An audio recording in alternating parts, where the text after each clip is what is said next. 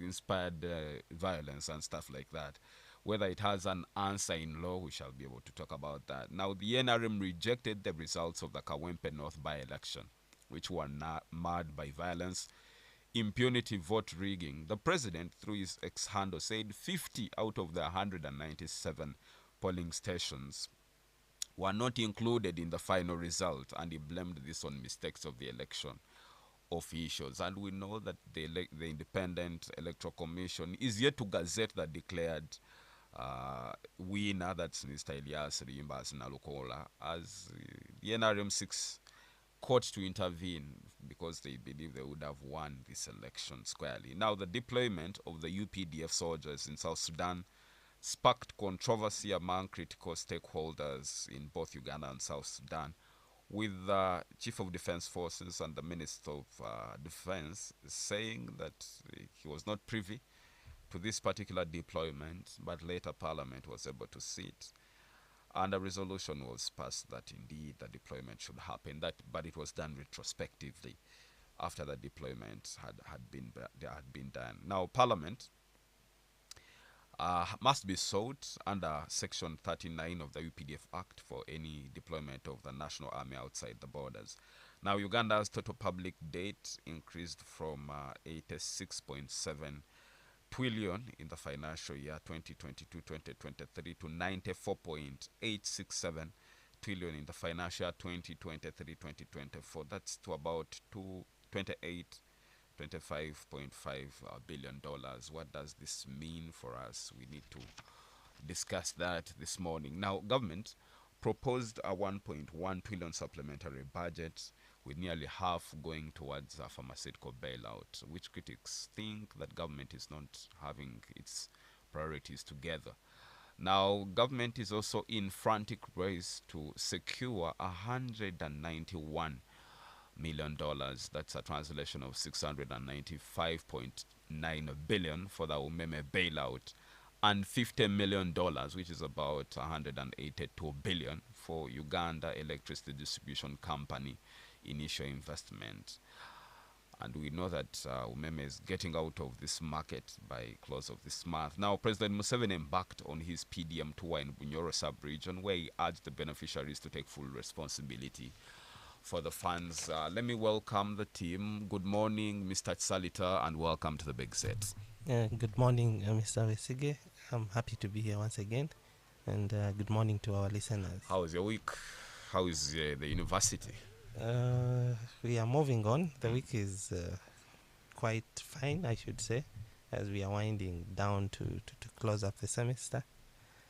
Yeah, no, I can't say that we have any major incidents so far. Yeah. Okay. Yes, our guest, Best Arnold, good morning and welcome to the Big Set. Yeah, good morning, Mr. Wesige. Yes. I'm happy to be here, and I really want to thank Cruise FM and the management for all this meritorious program that has educated the whole country. Yes. Okay. Welcome to the Big Set. Yes, Asimwe Joseph Rubandenkonji, good morning and welcome to the Big Set. Good morning, Vanyaji, and good morning, listeners, especially people of Kashonji constituency, where I come from. Vanyaji, I know it can't be a good morning in this country today because everyone is looking at their shoulders every day, fearing to be abducted, like it has been reported of recent. For us in Mbarara, we've not been used to these abductions, but I think now that the drone has come closer, we need to be very careful. We need to be looking ahead of us and behind of us as we are walking. That's the situation we are in as of now.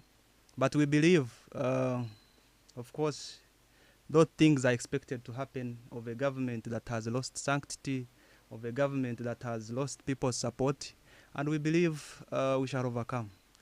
And very soon. Thank you. Okay, maybe I cannot fail to ask you about your opinion on what you think the NRM move is to seek court intervention to nullify the Kawempe by-election, going by what we were able to see all through, does the NRM stand a chance to overturn the result in court? NRM should feel ashamed of even mentioning that they were rigged, because everyone saw what happened. They are the ones who deployed the military. It was as if ADF rebels had come to Kawempe. The military was all over the place. The deployment was all over the place. Even before voting, you saw Senyonyi and the group busting a group of people who are trying to rig in one of the houses in Kawempe. And you saw how they tried to even announce 700 for the NRM candidate at one polling station. It was all an attempt by the NRM to rig. And again, how do you say you were rigged when you are defeated at almost every polling station? It becomes weird, because you cannot be defeated at every polling station and then you claim that you were rigged out. Someone said you cannot steal a drum when you don't have where to beat it from. So the NRM stole a drum and they're struggling to beat the drum. Best Arnold, the NRM is going to court over what happened in Kawempe North. We saw the skirmishes, the jets, the beatings, the arrests that were made. You know, we saw ballots flying in the air. Does the NRM, does it have a good case prima facie on the face of it? Thank you very much, Wesige. Surely the NRM, what I see in my opinion, it is in its evenings, because I see it has nothing that is on table to the Ugandans. Because when you have a solution, and that solution is perturbing all the Ugandans, you can imagine they have nothing they are bringing that is helping Ugandans. Onre sticks, onre brutality, onre arrests. The only solution to Ugandans is their arrests and so on. So you see, it has nothing that it has to the Ugandans. But you see, yes. The argument is the state does not belong to the NRM. JAT is not a structure of the NRM. Neither is the Electoral Commission. These are independent institutions.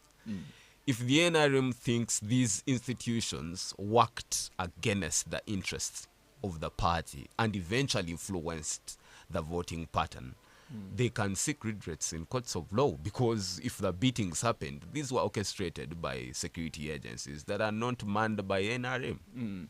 Thank you. Of recent, we saw Mr. The son of Museveni, Muhoozi Kainerugaba. General, yes. Yes, General. We saw him trying to come into politics, participating into politics. This means that these bodies you're calling independent, they are not independent as per now in Uganda. They were captured. Therefore, there is no NRM, there is no independent body. All these are under one person. That is President Yoweri Kaguta Museveni and his son. Yeah. Okay. Good morning, Mr. Mutundisa, and welcome to the big set. Yes, good morning, Mr. Manyaji. And good morning to the listeners out there. I'm Edgar Mutundisa. I'm very glad to be here today. And also, I think I was surprised recently when you're in this country and you've not used the hospital for a long time. You may think things are that good. But I was recently in a hospital, and this wasn't a government hospital. These were even private hospitals that we expect to be so much better. But I was really shocked at how shackled everything there was and the quality of service. And I was wondering if this is the quality of service in private hospitals. I don't know how this country really is headed. It's very unfortunate. Thank you. I'm glad to be here at the show. All right. Maybe before we go for a breather to come back into the topic, President Museveni wrote a statement on what transpired in Kawempe North. And he definitely knows that particular actors were out to fail the NRM, knowing that NRM had a very strong candidate.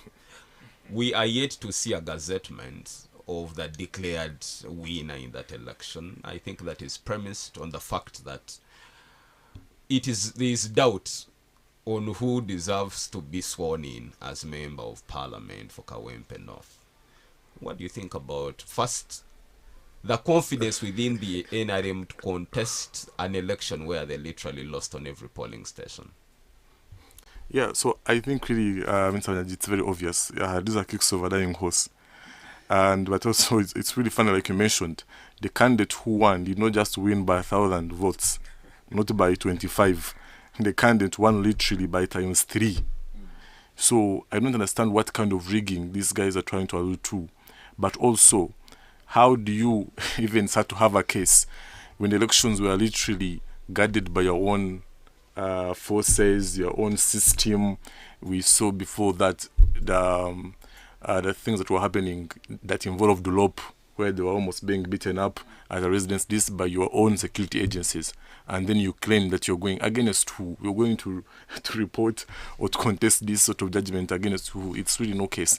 But also about the candidate Bayunti. That candidate was hosted recently on some TV show, and I listened to the candidate speak. I don't think that candidate is of any quality. So I think for Kawempe, I think they really chose a candidate who was far better, and I really don't think NRM will have any case. It just kicks over the horse. All right. We're stopping for a breather. When we come back, we'll be right into a topic of discussion. Keep the messages dropping on our X handle, 912 Cruise FM and 91.2 Cruise FM on Facebook. The numbers to call is 752 912 912 and 780 912 910. Don't touch your radio. We'll be right back. Good morning. It's tough. It's bold. It's real politics. The Big Seat on 91.2 Cruise FM. Great music. Great music. Great friends. Great friends.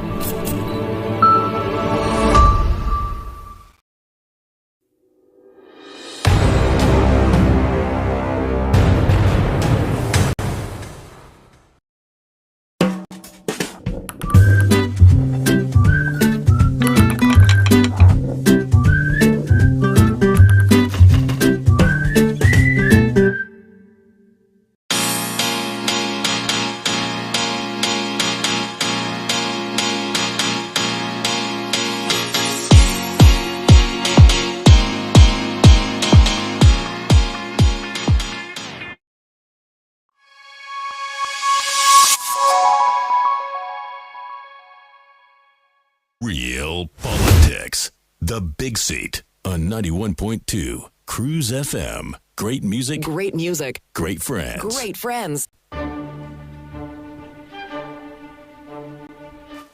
All right, we are back. It's 23 minutes past 9 o'clock on Western Uganda's biggest radio station, 91.2 Cruise FM. Great music, great friends. Good morning. My name is Wesige Banyaji. Now, if at all you, an ardent listener of the Big Seat, want to appreciate you, we know certainly there are people that get hooked all the way from January to December. They make calls and part of this conversation. on Facebook. You can be able to participate and give us your opinion. If you're an expert, you're a financial analyst, you're a governance expert, you're a lawyer, you're an economist, we need to get that expert knowledge on the big set. But if at all you're a person that occupies some of these public offices and you want to give us the word that we definitely have to give us direction, I think you can also be able to drop us a line. We'll be able to get that inside knowledge of what is happening in government. Perhaps we detour from the rumors that we sometimes get to debate those exact facts that you would be holding. The people of Soro, Kabare, Ntunga, Moriantonde, Masakaraka, Ishembabwe, all this in Western Uganda, Fort Portal, Kabarole, that side. Thank you so much for being on radio. K-Town, Ibanda, I appreciate you. Now we know certainly that 4.2 trillion shillings was passed in a supplementary budget. And money is not about to stop to go to particular individuals.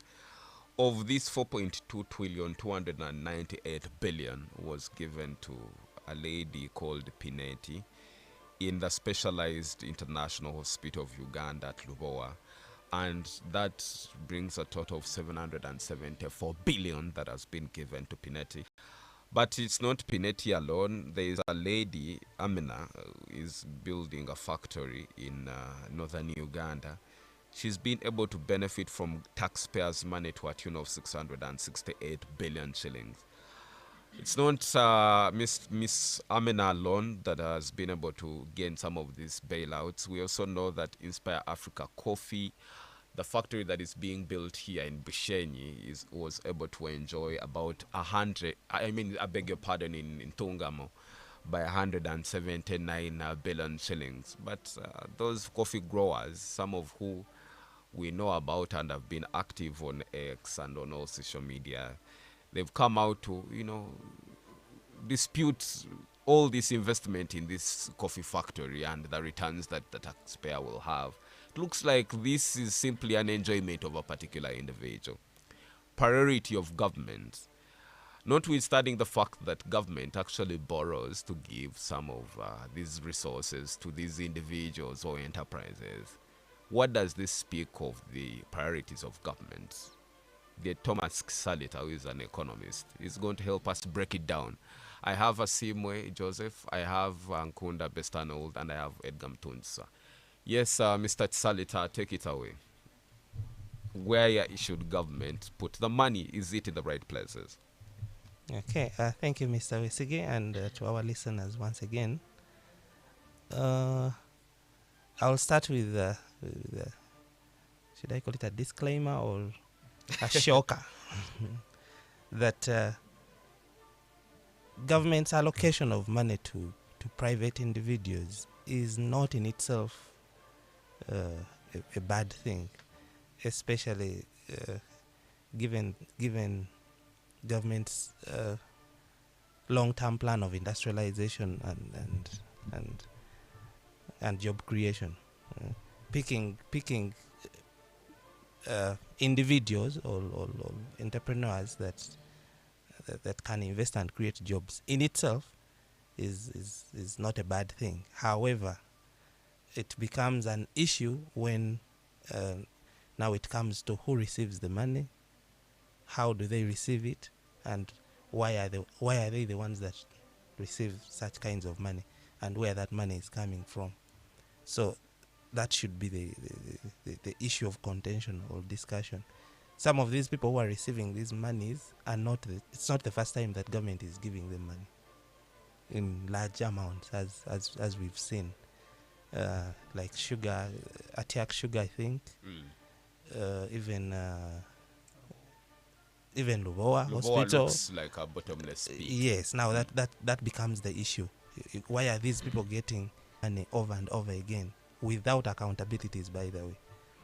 And the other issue is that this money is coming, some of it, if not most of it, is coming from supplementary budgets. The issue with supplementary budgets is that government goes more or beyond the budgeted or previously budgeted amounts.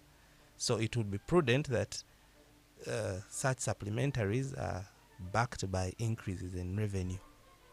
So are these farms, are these people bringing in, how are they bringing back that money? Or where else is government getting money that it's giving to these people? So that's the economic issue there. If government is investing so much in these farms, could we also receive an accountability of how many jobs are they creating? How much revenue are they going to bring in over the next few years? And why are they the ones receiving, and how are they receiving that money? Why aren't we hearing of other maybe what I should say, there should be a streamlined procedure of how government money goes to private individuals. But at least government has come out clearly to say these are strategic investors, that government in the long term and medium term is supposed to use these enterprises to create jobs. So if at all an investor like Pineti has a very good deal for government, and the lack there is simply a bit of some resources, why then shouldn't government borrow money from whichever source and invest in such a project? After all, it is for public good. Yeah, that's the line we are trading, and we kind of try to government tries to bring it out as if it is that. Now, when you go deeper into those deals, you're going to find, like, for example, specifically that Lubowa Hospital, the Pineti issue. This is an investor who, if you look at their investment, it looks like the entire investment is by government. It is only the name of the private individual that comes out, but the entire, almost 100% of the investment is government money. So where is Pineti's portion of the investment? Because we can cite an example of Rocco that at least the president was able to address the nation about. He said this is a strategic enterprise. This is a Ugandan-grown enterprise company. Why should government sit back and see it go under when they can resuscitate it for strategic reasons? But we've seen other Ugandan companies fail and close, and government doesn't give an eye. So what about them? Okay. Mutonsa, I want to engage you on the element of debt. Some of these enterprises are purely financed on debt, and we know the consequences of debt, of which the debt is even a result of domestic borrowing, where Ugandans and government are going to fidget around for the few resources that are on the market, and definitely no serious lender is going to lend a Ugandan investor or any person in the SME who is high risk and reject a very enticing return that government offers. What should be the biggest strategy for government? One, to sustain growth, but also manage debt. Mutonso. Yes, thank you so much, Mr. Wanyaji. Again, so I think, of course, internal borrowing, to me, of course, in terms of borrowing, keeps a far much better option as opposed to, foreign aid and arrest. But also, I think now on the quality of service that you were mentioning, I think we were discussing earlier, it is very interesting because this debate has happened before in the floor of Parliament, where opposition MPs were arguing at the Parliament, I remember, that they don't have a problem. An argument was that we don't have a problem with you getting money and servicing these people or helping them out. The problem is that you're servicing companies in which we have no hand as the government. And I remember the Minister of Finance being tasked to present evidence that they have some shares in these companies. So the issue therefore was not that, we should not help these companies, or they are doing well, or maybe they will have jobs, or that was true. There was no debate around their impact, but the issue was that, do we have ownership of those companies? And the idea there was that it would not make sense for you to argue that you are helping out Rocco because Rocco is Ugandan, it's Ugandan made, it's Ugandan whatever, and then this Rocco, we get to find out that this Rocco is owned by just your cousin or by whatever, and it's just private as it is. So if it was just private as it is, purely private, then there should be some fair bidding process. Because then the question is that how do you set out to determine that you're going to give money to this company and not the others? So that's where the debate was. So if the idea is that, we just support whatever is Ugandan, whatever is whatever, there are very many entities that are Ugandan, that are whatever, that are promising, even when they're SMEs. Notice that when something is an SME, is definitely doomed for failure. All the tech giants we have today just started from, usual Ramshackle garages and stuff. So they were just SMEs that who had a good case that could show financial return. So if that was the idea, then the bidding process would have to be that open. So the issue here was that the government does not have ownership in these companies. And so this money is given to individuals who we don't know about, but we just told, they have good intentions for the economy, they are Ugandan owned. I don't think that argument suffices. So I think so in terms of borrowing, I think of course the government has got to continue with internal borrowing, but also I think in general this borrowing does not necessarily help us. Of course, I think borrowing is still bad. So there's one person who was telling me that that he every time he makes a bad financial decision, he consoles himself by saying that he's also following the government's steps. So this is the government where its economic understanding is that if I can have this date, but should I want something, I still want to buy a new car, and I don't have the money yet. My land is not giving me enough to buy a new car. I can still just go and borrow from WestJ, and I still get myself a new car. I still want it. But the parliamentarians must have 200 million cars and vehicles, regardless. So we'd have a government that has made zero effort towards reducing its own expenditure, but is always very hungry to have debt. There is no way, there is no science, not even witchcraft can get you from such a position. You cannot be in a position whereby you continue. We have this now, like the last Speaker of Parliament, Kadaga. We saw last year when you had all these vehicles being given. This one for being a former deputy speaker. This one is for being a former speaker. This one for being a minister of EAC. Now for being the first deputy. I think prime minister. Now for we just that's always how we are. We got you remember that time we had the Speaker of Parliament, Anita Among. The first time the lady comes into Parliament as a speaker, the first decision he makes, you know what? I think we need 3 new Mercedes Benzes for the speaker of AAA number plates. Why? And then the lady was asked. The Speaker of Parliament goes on TV and says, the reason I'm buying these cars, it's because the Parliament of Uganda has got to be respected globally. And I wonder, under what world, in which world does the metric of respect for the Parliament depend on the vehicles that the Speaker drives rather than the kind of policy and law and legislation that they make? So you have such people who think like that, and the list goes on and goes on and goes on. Okay. I want to, first of all, play at the advocate for government. You have a budget of about 75 trillion Ugandan shillings about there. It's a deficit budget. The taxes, which contribute a very small portion of that budget. You have government that has a huge civil service, a huge public service, which has responsibility under the constitution to provide public goods. You have a whole government whose people are basically looking up to this government to provide each and every social service. But the same individual are barely engaged in any economic activity that can generate these taxes. So you're putting government in a very weird position. At the same time, you don't want them to tax you because you think it is going to go up to the bone marrow. They're taxing you too much.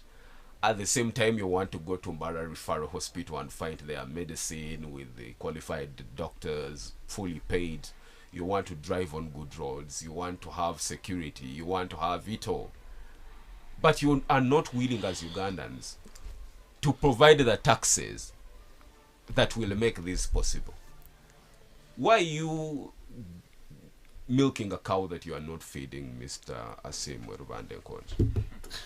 And you're very expectant of a government that you don't give resources. Banyaji nyendo nchereza mu dakika nkemwe n'ingebiri nshoborere omuntu wakashonje ekituron tugambaho because oruzungu nibaso butarwetegereza gi. Go ahead really. Kurugera aha ibanja government yitu area yine hati buri munya Uganda estimating ngo nabanzibwa miliyoni 2.3 every Uganda na n'umwana warga kuzara erizoba nabanzibwa miliyoni 2.3 nico manyisa ngu eze sente government erikweguza barhamwe hona bwashesha bwira orikwiza kushashura again ni wo munya Uganda orikusiba omusoro hingire orikusiba noronda school fees yo mwana wawe noronda school fees y'abanyabuzare bawe bundi wo inabanda wo supportinga but again noronda sente zo kushashura government loan iyo takumanya ekizakozire because koko zachi turaherese center 3 ninga herese center 2 ukazaka shonjere center 3 tokushanga yo panadu tokushanga yo mbazi Dr. Chakora gakweza kuchebera ashango rwiro muswija okuchebera at least chonimba hakurede tubasa kuchikora bakuchebera omuswija nagwe mbachebera omuswija nibachebera oburwaro buchopche bakuhandikire mbaza akapapura ngoza nearby clinic oze kujugura so hato yebuza miliyoni 2.3 zo kuza kushashura government iyo buri munya Uganda wena buri muntu wena ko ino mukayawe naiza kwa nashashura miliyoni 2.3 eze sente nono shashura kwaje ngono shashura ngono za kugirira mugashuye nko muntu it would be okay kandi oyijuke ko kugura sukari wagura mwonyo wagura sabundi wagura buri kimwe cyona nono shashura ki omushoro nkanta ketegereza gwe mshoreji konka kene yaheza niza nakorona company yemwe kene guze ibintu eba kweta fast moving consumer goods so kutaye twantu invoicinga okoreba buri kintu omushoro gukiro wachi invoicinga nkakantu kamwe ka container kamajuta oreba omushoro guro kachibanka gure mitwaro nkebiri oshanga akaro omushoro gwa 12 ngar 14 hato shanga that's a lot of money government is correcting aha bintu ebi. Therefore, going back to the topic, you really see that Ugandans are really burdened by a government that is hell-bent on borrowing every day to finance their... Because it looks to me that this is institutionalized corruption. They just come to parliament, request money for VOA, and that money, you can't even know what it has done. Because looking at Rubowa, MPs who allocate this money to Rubowa have been denied access to go even and supervise what that money is doing. The last time I read, Joel Senyo, in the leader of opposition, I think sometime last year, went there with his team to supervise because Parliament is supposed to do an oversight role, and they were denied access. Sometime back, even the minister herself had gone there with a team, Ruth Acheng. She was denied access. So you wonder if this money has been allocated by Parliament and it is supposed to do what it is supposed to do. Why are these people being denied access to go and do an oversight role and see what this money has done? Okay, so you really see that all these. Because why specific projects are the ones being funded every supplementary budget? Looking at this coffee factory in Ntungam, every supplementary budget that comes, there is money for it. At one time I read they allocated over how many? 7 billion to teach Ugandans how to drink coffee. 7 billion of teaching Ugandans how to drink coffee. This is institutionalized corruption, and of course it is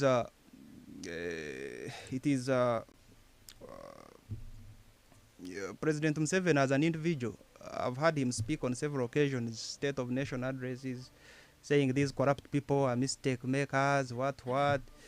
we shall deal with them, but nothing like an action has been taken to deal even with the corrupt, even those who have been found corrupt.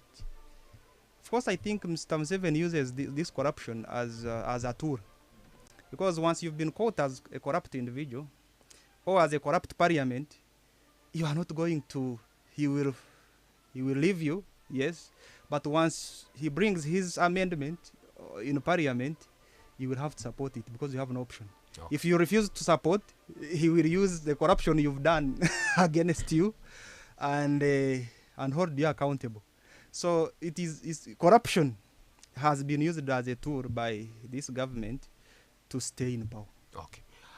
Best Arnold, we know certainly the people of Ntungamo must be very excited that before their coffee did not have the value that it needed. You would see that a lot of coffee would be exported in its raw form. And the president and all right-thinking Ugandans always raise their voice that why would we export our jobs? Because by producing something raw, you're deliberately sending raw coffee to Denmark, to Switzerland, and you're going to have factories set up in Switzerland to process this coffee, package it as Nescafe, bring it back to sell 200 grams at 20,000 Ugandan shillings. Isn't it only right that government, strategically, using a very good eagle eye, to think ahead of an ordinary Ugandan, that if at all the problem has been lacking jobs because jobs are being taken abroad, why not set a factory in Ntungamo, empower it, enable Ugandans to own the enterprises, the farmers in Ntungamo to sell their coffee to this factory. Eventually, the ripple effect is that someone is going to have money in their pocket. What is wrong with that? Yeah, thank you very much, Mr. Wesige. We are in a state where even a priority right now is questionable. Why? Because these industries have been constructed, yes, but then who are the people that are working in them? If you run now and go into that factory, these are not Ntungamo people. No. There is what we call profit repatriation. These are outsiders who are going to come, operate machines. These are the people from outside who are going to come into those factories to run everything into that factory. You will even find the costs of that coffee has not even lowered. Because those people who are coming from outside are going to set their pace that they need. So we are in a country, we are in a state where priority is questionable. And to me, I see this is not a priority actually. Where should government put its money?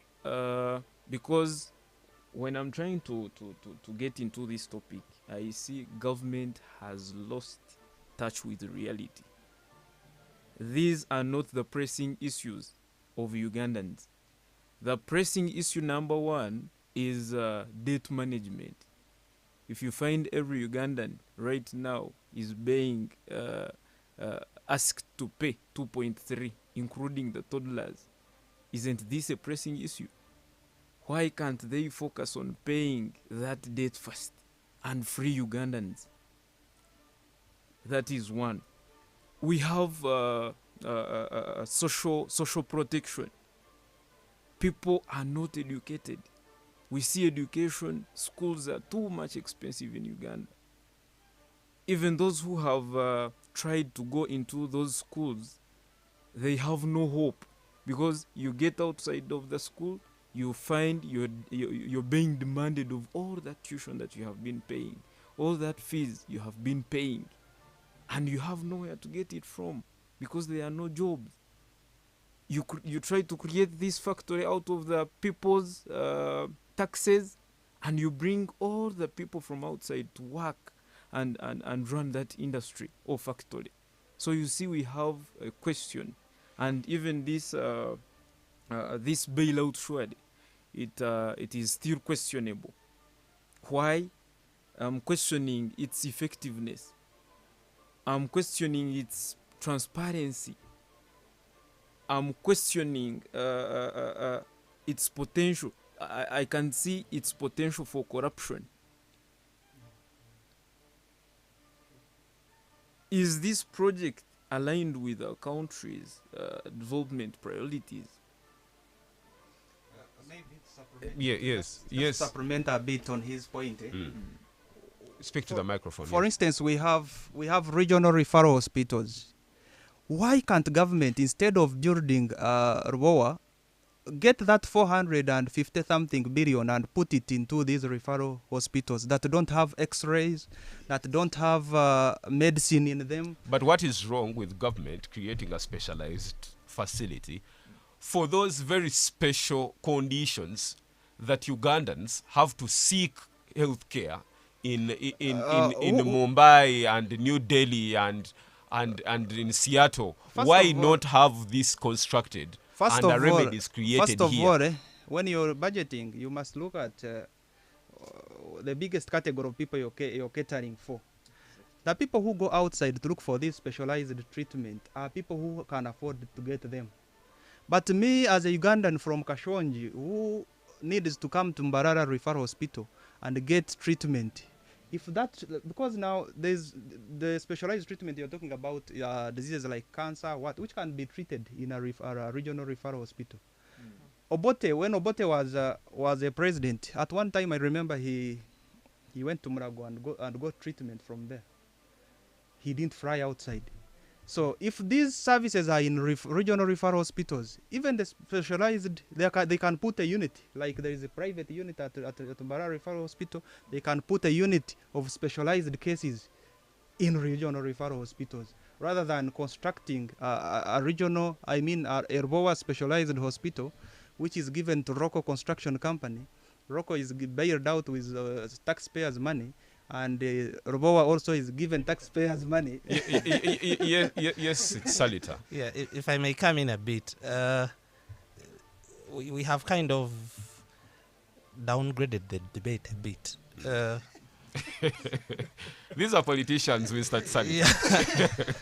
I get, we have downgraded the debate a bit. The issues of debt and resource allocation, especially in the way we are facing them, are a bit more technical than they appear. The specialized hospital is needed. It is an infrastructure that is needed. The services that are being proposed to be given or that the hospital is going to give are not the services that you can put in a unit in a regional hospital. So the idea is okay. It is actually good.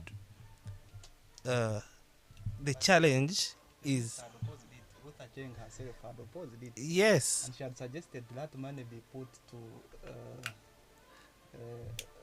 the existing Referral hospitals. yes, because now what we are seeing is that it is increasingly taking more and more money. So issues are, the issue is now how much more can we spend on that hospital, where in other countries where such specialized hospitals have been constructed or set up, how much has been spent on such.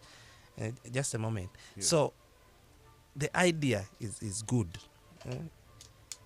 The issue is on allocation. If you get a supplementary budget, if you borrow and you spend on such a specialized hospital, can we find a way? Do you have a mechanism of getting back that money? Then when we go to the issue of debt, government debt is not like an individual person's debt. The issue of every Ugandan is demanded 2.3 million is blown out of proportion. No one is demanding you that actually you're going to. Actually, literally, everyone is being demanded that money. When that word demanded, who demands you? You get it. It's not that the IMF, the World Bank, the African Development Bank, the China Exim Bank. Yes, It they is- owe the why- Ugandan It is people. not exactly like that. It is. That's a kind of politicized way of looking at government debt. Yes, government has debt which it must pay back, but such monies have been spent on productive infrastructure or production infrastructure like a road. You get it? So if you want to say that you're being demanded that money, then it would mean that every time you use a road you must pay, which does not happen. You get it? Even when some are told, but the principle is you do not directly pay, Pay. for the You road, yes. even when a lot of investment has been made on it. on it. So government, it's not that you're going to actually real get money out of your pocket per se. Indirectly, you get, because once I buy sugar, I've paid that tax. Exactly. Which tax will be used to? Uh-huh. That would mean that sugar, if the government had not had no that loan, the sugar would be at a lower cost. No. But now it is No. at a higher cost. That's where the problem is. If a road had not been constructed, then you wouldn't be able to produce the sugar. You wouldn't even be able to sell the sugar. The point I want to drive home is debt, especially for a poor country or poor countries, is okay. The only way government can actually set up infrastructure is through debt. Government of Uganda cannot, given the nature of resources we have, by itself, without debt, set up productive infrastructure. So debt is okay. Issues are on debt management. How do you spend money that you've borrowed? So it is issues to do with accountability. Someone has been talking about priority. When you borrow, do you actually use borrowed money for the right priorities? Okay. Let's stop for a break. I'll be able to give you an opportunity when we come right back. Don't touch your radio. Let's link up in the second hour of the show. Good morning. It's tough. It's bold. It's real politics. The Big Seat on 91.2 Cruise FM. Great music, Great music. great friends. Great friends.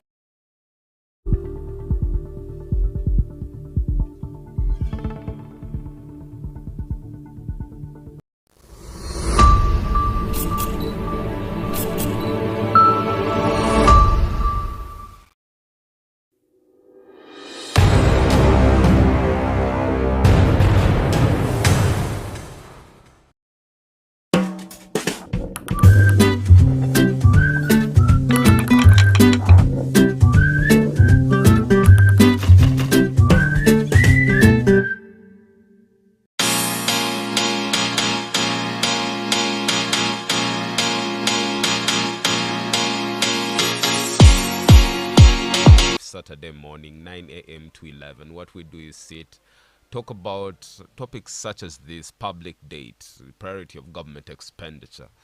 I have a very talented team with me. Mr. Thomas Salita, who is an economist and lecturer at Makerere University Business School? Yes. And I have Mr. Edgar Mtunza, who is a petroleum engineer. I have Mr. Simwe Joseph, who is a member of the National Unity Platform. I have Mr. Ankunda Bestanold, who is a former guild president at Bishop Stewart University. The topic of discussion this morning, we're trying to assess the priorities of government. We know government borrow. All governments across the world borrow. But borrow for what?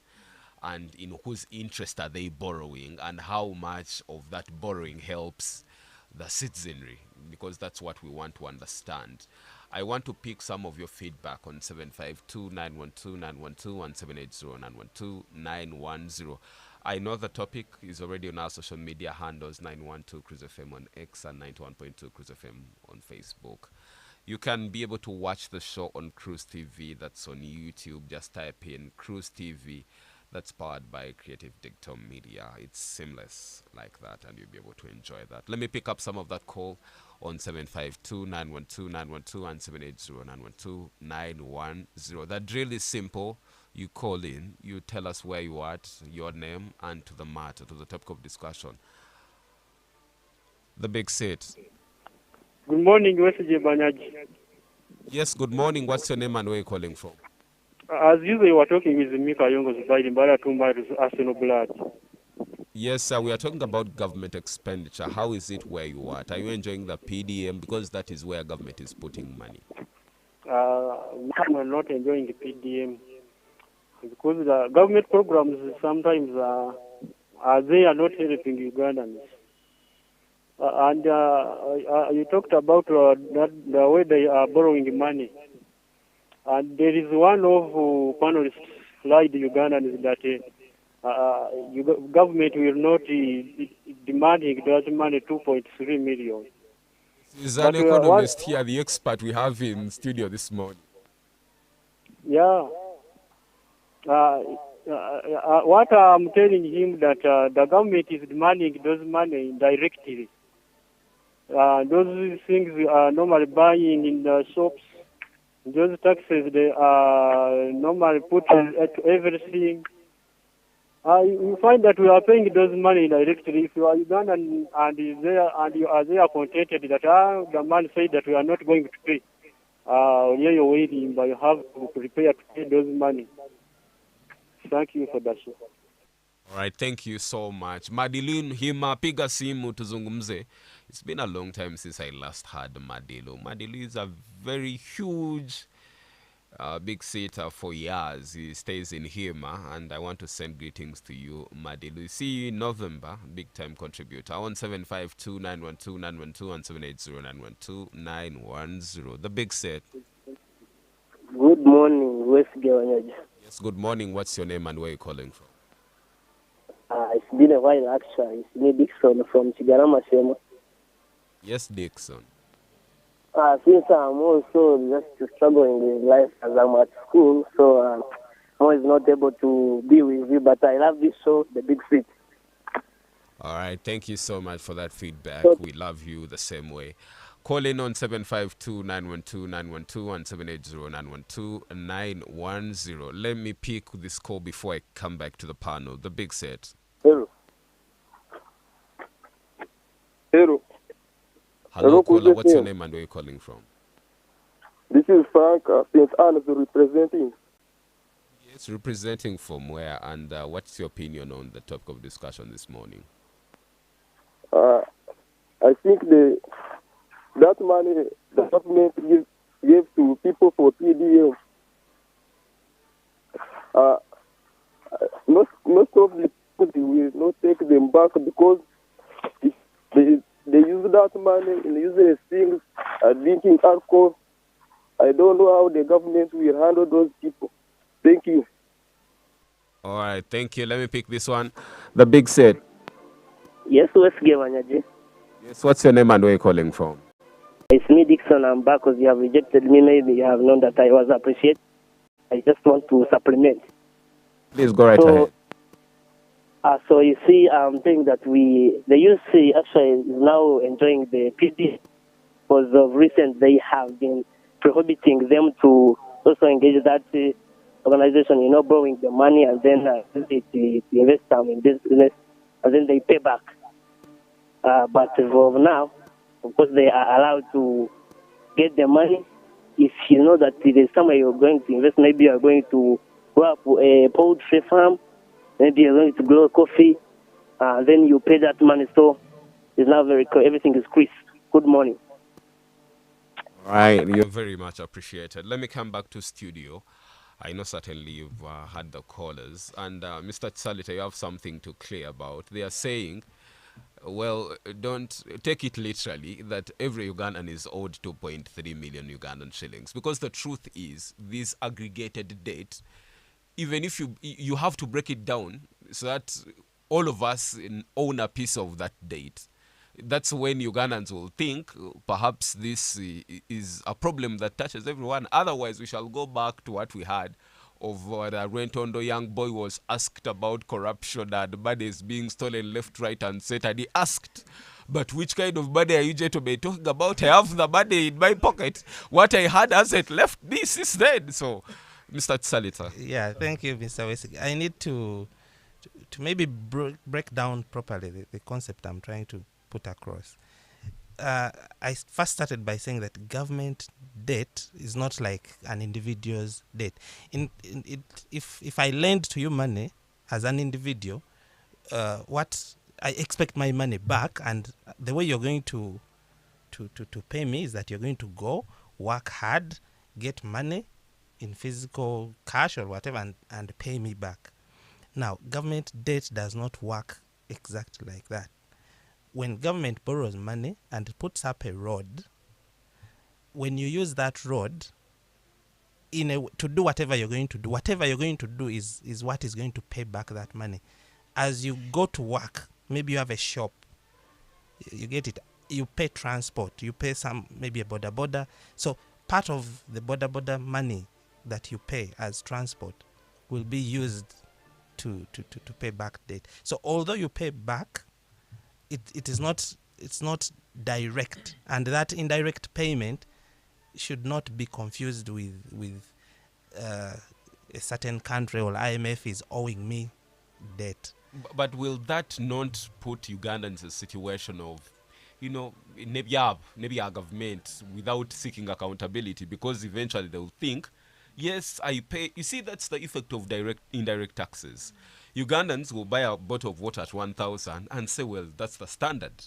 They will not interrogate of how much of the cost that is attached to the bottle being 1,000, inclusive of a tax. You bring out a very important aspect of debt accountability. Yes. So the issue we should interrogate accountability. I'm not disclaiming, I'm not saying we shouldn't be accountable. Government shouldn't be accountable on how much or what it has borrowed for. We have a challenge here that government of Uganda does not spend debt well.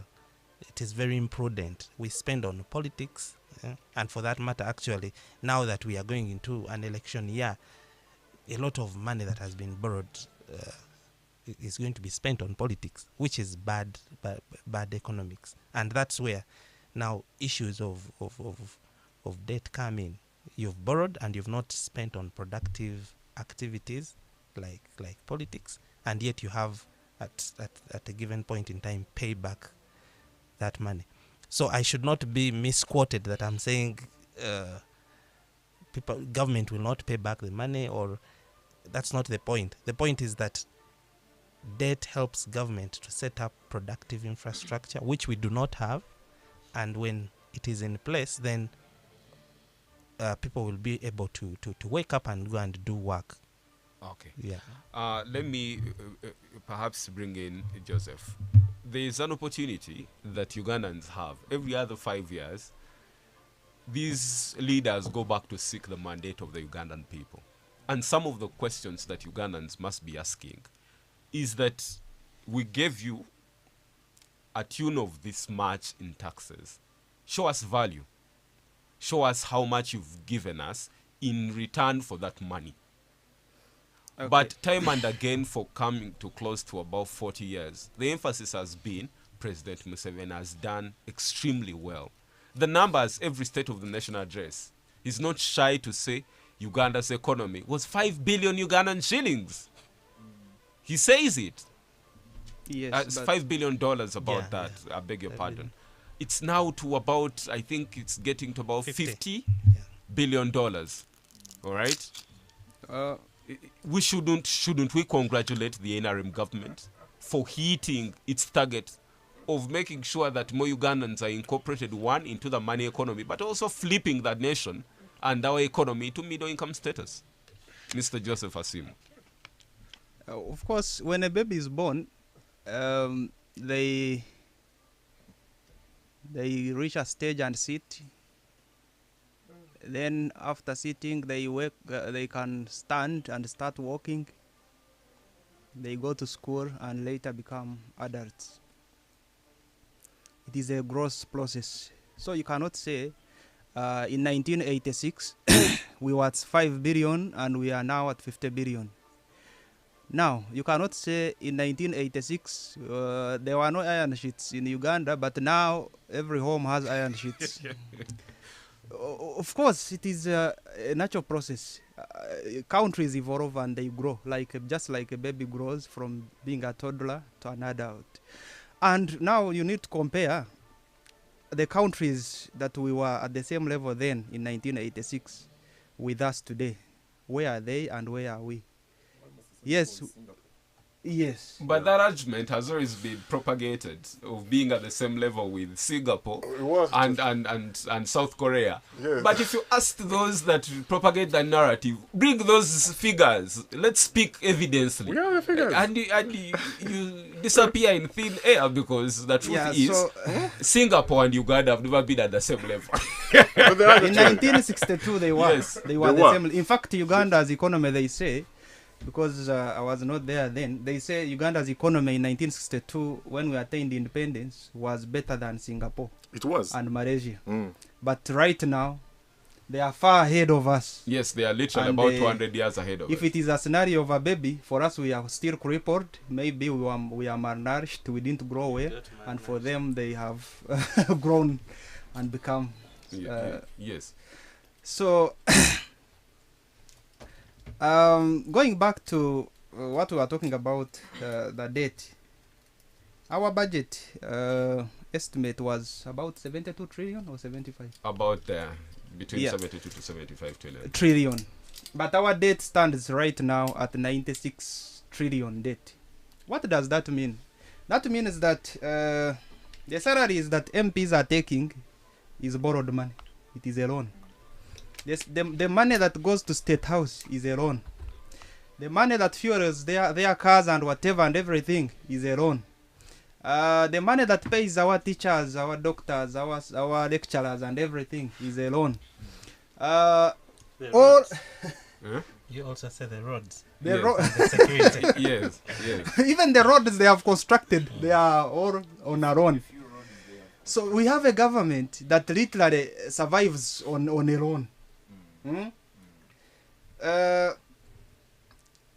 When such a situation crops up, of course, we shall reach a level. There is what we call, in economic terms, an unsustainable level. We are about to reach a level where our debt will be unsustainable. The economist here will explain what an unsustainable debt level means. But I think once we reach that level, that would mean we shall even be unable to borrow again from anywhere. We shall be unable to pay. That means we shall be unable to pay even the teachers and the lecturers and the rest. Even State House will have no money. And there shall be a crisis in this country. Yes. Let me bring in Arnold. Arnold, how much is the politics feeding into the state of the economy? Because for us that are political economists, we know certainly that everything starts and ends with the politics. There is no way you can talk about the thing goes that are top-notch Western trained economists. Those that are managing our economy are very competent individuals. But you ask yourself, we had a permanent secretary that said, I am going to bring the economy that works. He's now the PSST. His colleague, Salita's colleague, Ramadan Gobi, who was teaching at MUBS. Nothing much has shifted. Reality. How much is the politics influencing the state of the economy? Yeah, thank you very much. You see, right now, politics in Uganda, it is also a question of parties, which party, and we have seen the NRM. It is running politics right now. And we have seen a question of leaders who are passing through these elections. You find actually today we don't have leaders. President Museveni is president. We have people who are purporting to be leaders. Why? They don't vote for them. So how do you expect someone who has gone through elections without being voted to go on and run a clear fiscal discipline of the economy of Uganda? He cannot. We have no elections in Uganda whereby citizens go on and send leaders, true leaders, who are going to know and who are aware of the problems associated to citizens. So that is the challenge we have in politics today. Maybe Exactly. Yes. If I may give, just to add on to what he's saying, the question Please. you're asking is actually a summary of whatever debate we have and generally everything else Yes. in the country. The politics right now in Uganda is can be summarized in a term. It's politics of regime survival. Now, politics of regime survival changes or determines economic priorities. The kind of regime we have now is in a regime survival mode, and therefore all priorities that are going to be set, even economically, are going to be geared towards ensuring regime survival. Okay. Now that Mm. will water down any economics that you're going to come up with. You've talked of having experts in ministries and all government technical offices. You can have all those, but for as long as the priority is survival of the regime, then even the hospital that is going to be constructed must be that which aligns with regime survival. Okay, thank you. Mr. Salita, we are going to take a break. When we come back, we shall have Mtundisa. Edgar, we discovered oil, and we've been dreaming about this oil and how much it's going to get us have money in our pockets, but also reduce the pump price. Some of the borrowing is premised on the expected returns on oil. How do we go about dealing with the resources that God has blessed us with as a country to grow and develop? Let's stop for a break. Keep the conversation on our social media handles. Good morning. It's tough. It's bold. It's real politics. The Big Seat on 91.2 Cruise FM. Great music. Great music. Great friends. Great friends.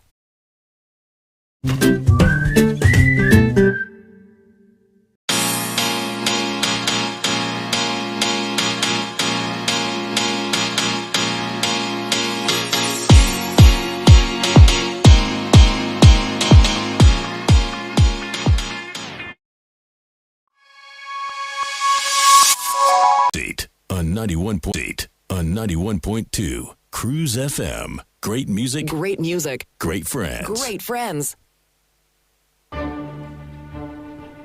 All right, we are back. It's 25 minutes past 10 o'clock on Western Uganda's biggest radio station, 91.2 Cruise FM. Great music. Great friends. My name is Wes Sigebanyaje. Let me get back to your feedback. Kayongo Zubail, you're saying we always borrowing. If it's not paying taxes, Uganda as a country, we have a lot of things that we can correct and support our projects. I see na Uganda Sari, you said Uganda under this evil regime of the Dr. Museveni has failed. We need change. Then Maridad Simon Peter, you're listening to the radio. I see Lucky Harmonize, you're saying, and we shall still vote NRM. I see Nodina Ibazubwe, you're saying thanks for the show. You're listening from Kakova. Electricity has become a problem, and Uganda is bleeding. Let me go on X. Your messages are coming in. I have Omcha Ronald, who is saying, when there is still two offices for the First Lady as a civil servant, I don't think Uganda will ever learn how to prioritize. Education and health are vital and are eligible for prioritization. You're in Rutoto, in Rubilizi. Thank you, Ronald Omcha, for your contribution. Abaho Hillary, you're saying you're puzzled with Uganda. Is the government borrowing over and gain, or who started the practice of borrowing after all? You're in Isinjero. Well, governments borrow just like we also borrow as individuals. Benjamin Kazora, you're saying you're a medical student, and in medicine they teach you what they call medical ethics and doing good for the greatest number of people instead of having that specialized hospital, after which some Ugandans won't access it. Nduhura says, Nduhura Alice, thank you, lady. You're saying they are looking forward to building hospitals without the required service instead of investing and empowering the ones in existence. Faustino Badan, you're in Chizova, and I want to appreciate all those that have sent in the messages. Keep the conversation on our social media handles. We'll be able to pick a few of those messages. But let me come back to studio. And Mr. Edgar Mtundsa, I think the best thing for an individual, I think when we argue these things at a micro level, we get to understand.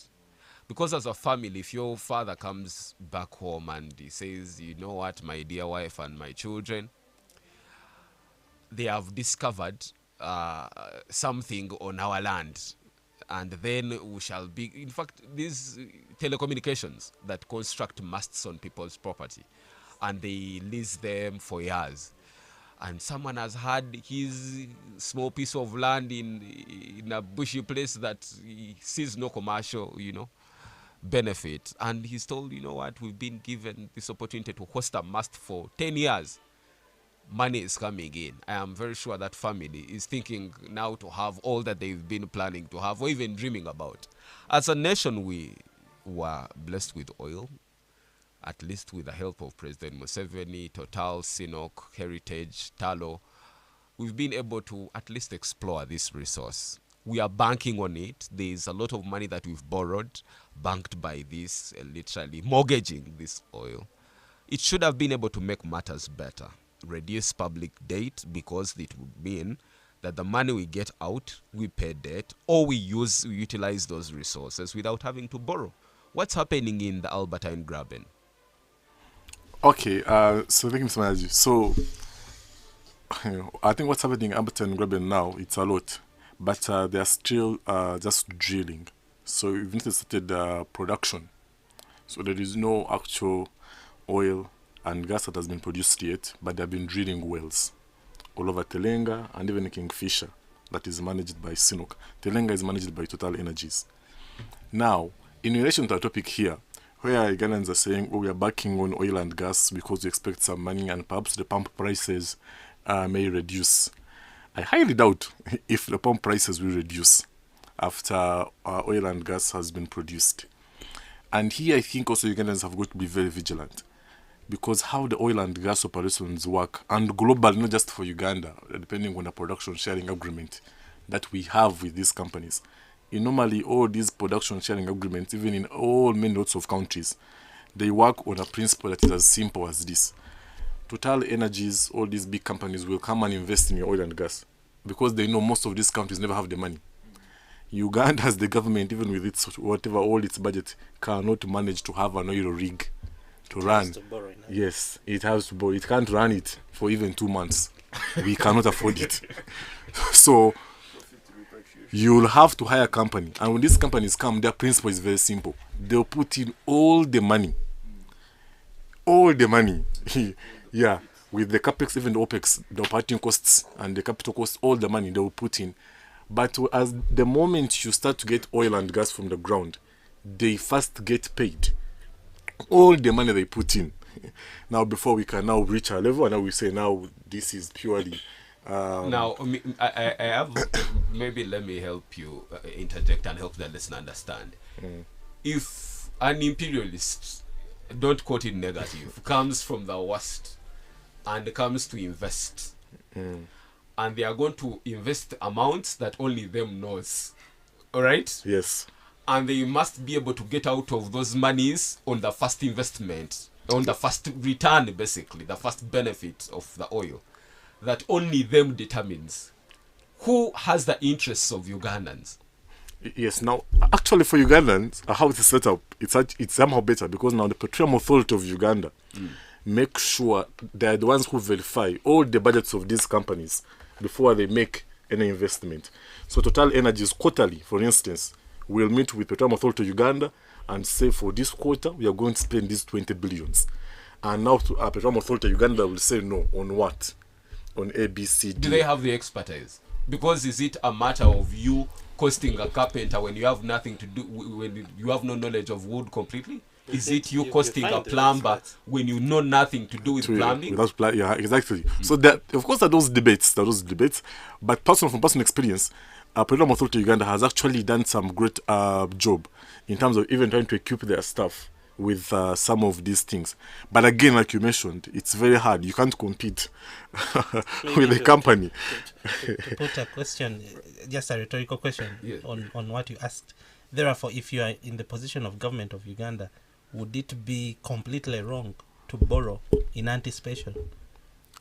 Well, given what he's explaining, who wouldn't? We know of like a phrase saying, "I am expecting some kabade." Who wouldn't anyone to borrow in the expectations of some kabade? So Yes. you get it. So Yes.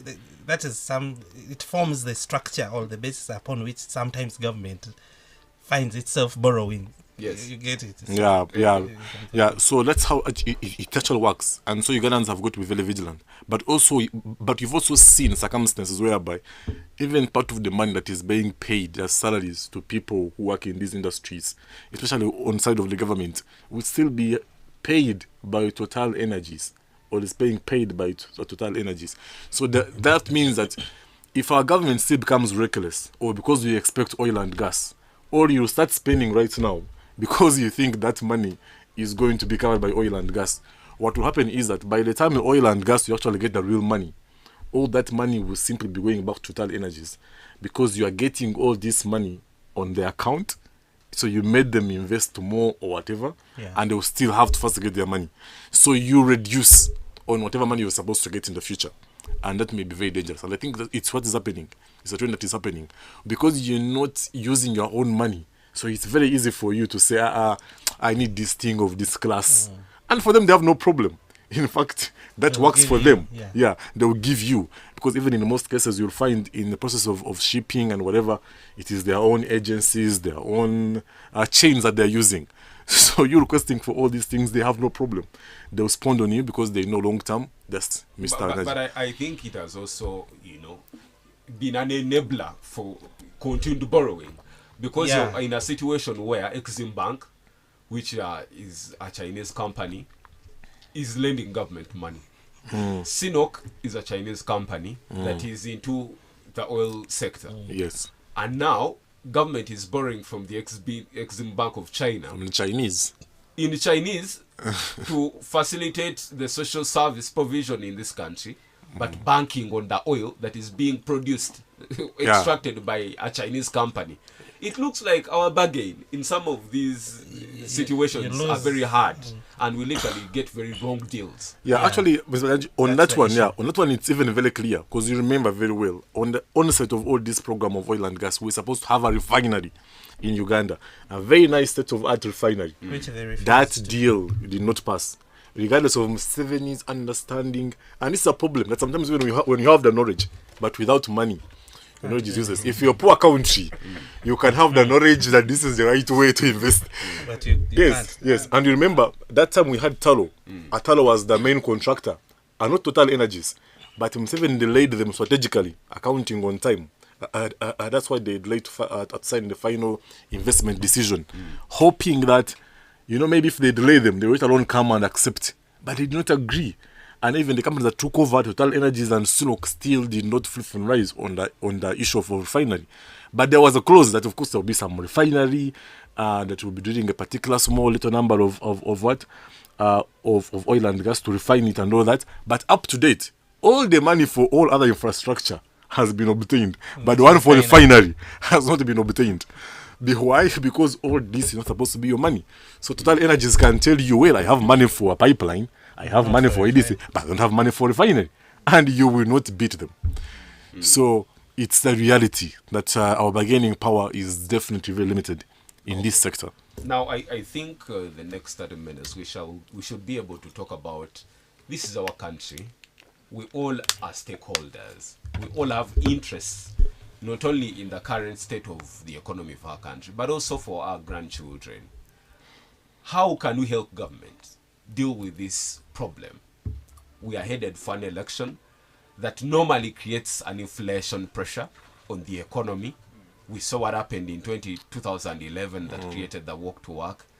Eventually, after this stress that comes off the election, the economy still crumbles. Mr. Tsalita, heading into the election where politicians are borrowing left, right, and center, where the managers of the state are borrowing left, right, and center, and all this is meant to attract Ugandans to vote in a particular pattern.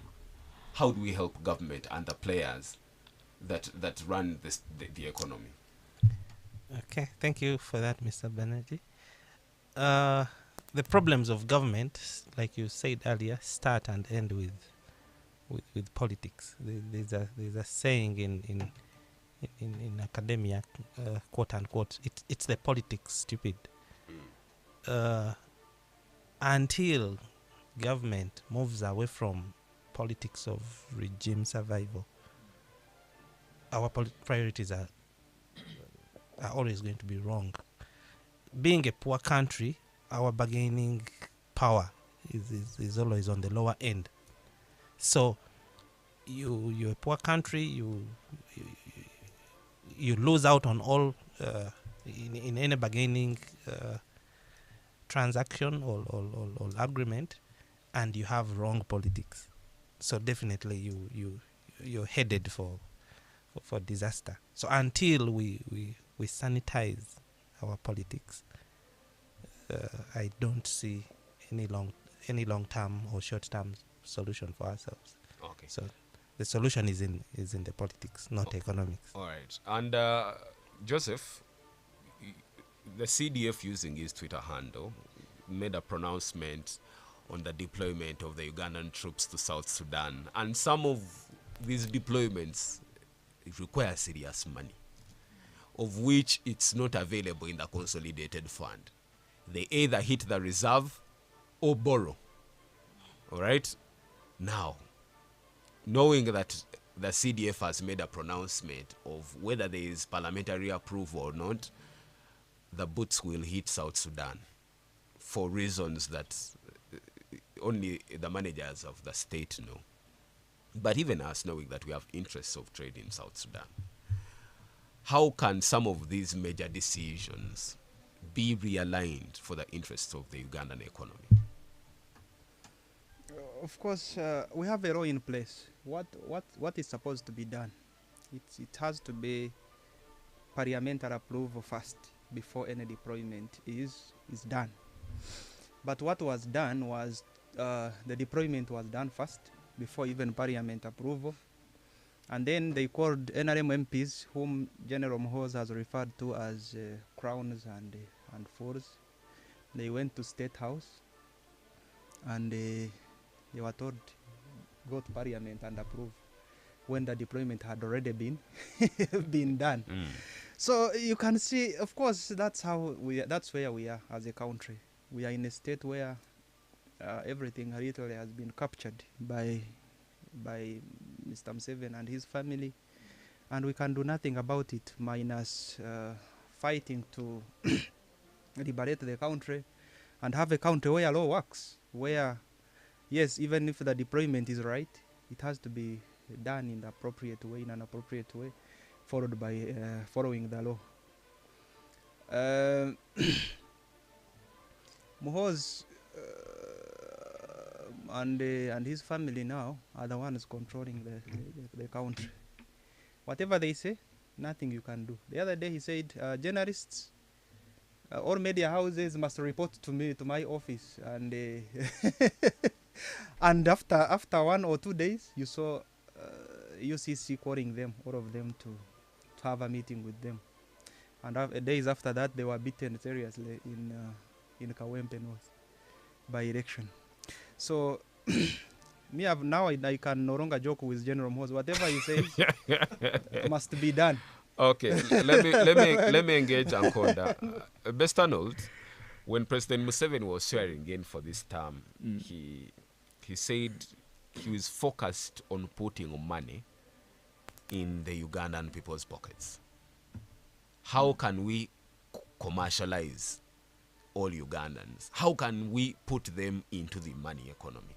And he said now, based on the Musevenomics and the research that was done at Kapeka and Gulu, in conjunction with a very learned economist in Ramadhan Gobi, a white paper was formed that culminated into what is now a government policy in giving Ugandans money at every parish to a tune of about 1 million shillings.